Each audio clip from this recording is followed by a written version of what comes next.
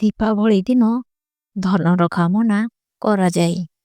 ପୂର୍ବ କାଳରେ ଏହି ଦିନ ସାଧୁ ସନ୍ଥମାନେ ସିଦ୍ଧପ୍ରାପ୍ତ କରିବା ପାଇଁ କାମନା କରିଥାନ୍ତି। ଏଥିପାଇଁ ଏହି ସେ ମନ୍ତ୍ର ଜପ କରି ଶ୍ରଦ୍ଧା ଦେଇଥାନ୍ତି। ଏହି ଦୀପାବଳିରେ ଆମେ ଏହି ଉପାୟକୁ ଆପଣେଇ ନିଜର ଆର୍ଥିକ ସଙ୍କଟରୁ ମୁକ୍ତି ପାଇପାରିବା।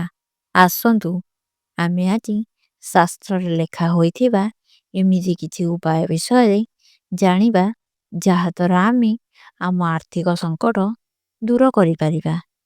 ଯଦି ଆପଣ ଚାହୁଁଛନ୍ତି କି ଆପଣଙ୍କ ଆୟ ବୃଦ୍ଧି ହେଉ, ତେବେ ଆପଣ ଦୀପାବଳି ଦିନ ମୁଗ, ହରଡ଼, ଦହି ଓ ସିନ୍ଦୁର ନେଇ ଓସ୍ତବୃକ୍ଷ ମୂଳେ ରଖନ୍ତୁ ଏବଂ ଗୋଟିଏ ଦୀପ ଜଳାନ୍ତୁ।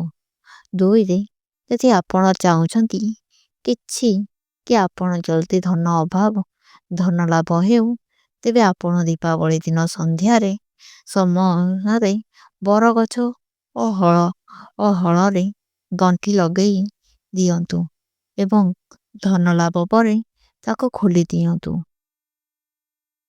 ତିନିରେ, ଆଖୁ ଗଛର ଚେରରେ ନାଲି କପଡ଼ା ଘୋଡ଼ାଇ ସିନ୍ଦୁର ଓ ନାଲି ଚନ୍ଦନ ଲଗାଇ ଧନ ବାକ୍ସରେ ରଖିଲେ ଧନ ବୃଦ୍ଧି ହୋଇଥାଏ।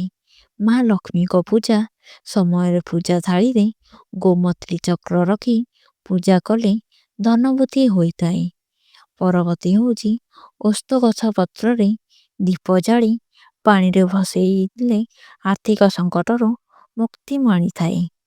ତାପରେ ହେଉଛି ଦୀପାବଳି ପୂଜନ ପରେ ହାତରେ କଳା ତିଳକ ନେଇ ପରିବାର ସବୁ ସଦସ୍ୟଙ୍କ ଉପରେ 7 ଥର ବୁଲାଇ ଫିଙ୍ଗି ଦିଅନ୍ତୁ।